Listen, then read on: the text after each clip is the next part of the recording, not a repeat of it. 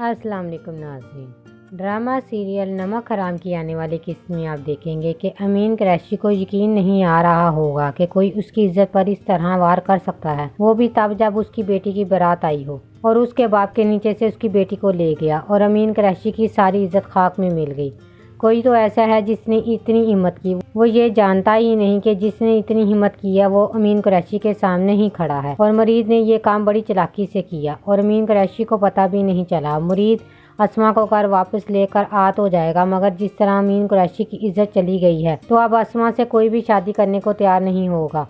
और अमीन कुरैशी की इज्जत जिस तरह खाक में मिल गई है, इससे मुरीद को दिली सुकून मिला है। जिस तरह मुरीद की मां का कत्ल हुआ था, अमीन कुरैशी ने जिस तरह उसकी मां पर गंदी नजर डाली, इसका बदला तो मुरीद अब लेकर ही रहेगा। बचपन से ये बदला दिल में था और मुरीद को ये मौका मिल ही गया। इस तरह मुरीद ने अमीन कुरैशी की इज्जत को खाक में मिला दिया।